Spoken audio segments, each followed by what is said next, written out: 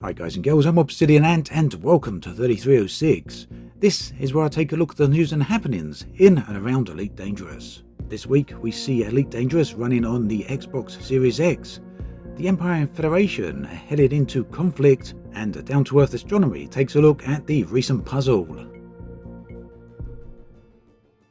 Today, Frontier confirmed that Elite Dangerous will be backwards compatible on both the PlayStation 5 as well as the Xbox Series X.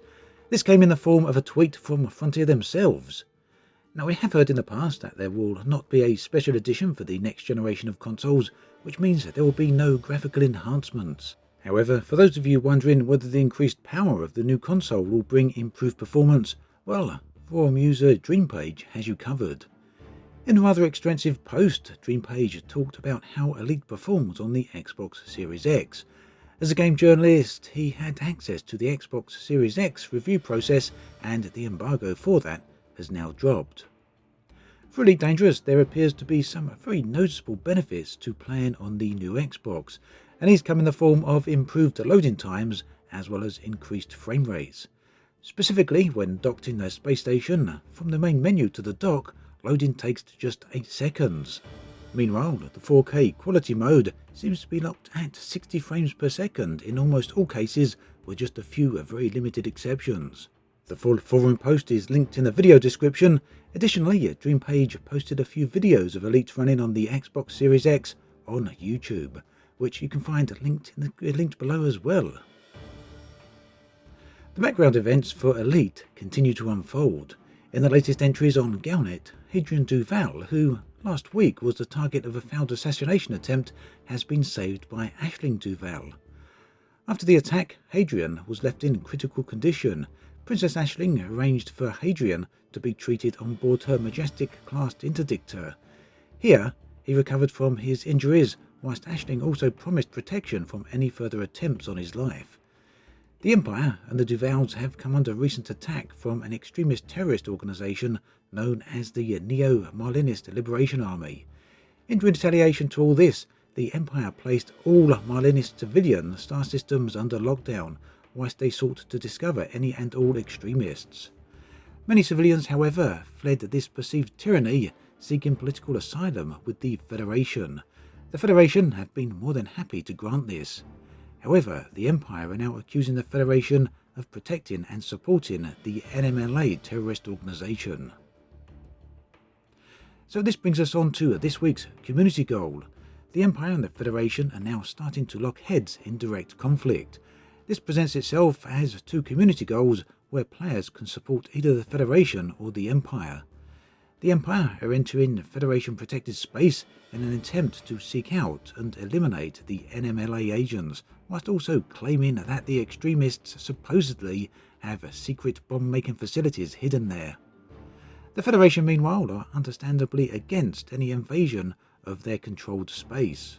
The Marlinist civilians, who themselves are not terrorists, remain under Federation protection, and so the two superpowers are now engaged in a situation that may escalate very fast. Those players who side with the Empire will be able to receive a reward in the form of Imperial ranks. Those in the top 75% will be raised by 1 rank, those in the top 25% by 2 ranks, and the top 10 players will be elevated immediately to the top Imperial rank. Meanwhile, the same increase in Federation ranks are available for those who support the Federation. All the details are available in the video description. For anyone who wants another copy of Elite Dangerous, or perhaps wants to pick it up as a gift, the game is currently on sale on the Humble Bundle store and can be picked up for just £5. Remember that Elite now includes Horizons. Meanwhile, Frontier also have a full publisher sale over on the Humble store. There's a link in the video description, and just so you know, if you're happy to use it, I will get a small amount of royalty. It's been a while since Elite Dangerous had a good puzzle to figure out. The current one began with the Halloween event and led us to the Adamanster megaship, which in turn led us to a crashed Sidewinder. However, it turns out that things do not end there, and that the puzzle has more to be solved. To save me going into detail in this particular video, I'm going to refer you to Down to Earth Astronomy, who covered the current situation in great detail in a video released very recently. So do go check that out I highly recommend it. Over the past few days, Frontier have been tweeting locations to a number of generation ships. Many of these ships were lost over the years. Whilst many of you will no doubt have seen these before, chances are that not all players, especially new ones, will have seen them. Each generation ship comes with its own story in the form of audio logs, and these can be discovered by visiting the massive vessels. If you haven't yet visited these before, the 2 most recent tweets can be found below. Now, talking of the size of ships, this is a subject I talk about fairly often in the 3306 videos.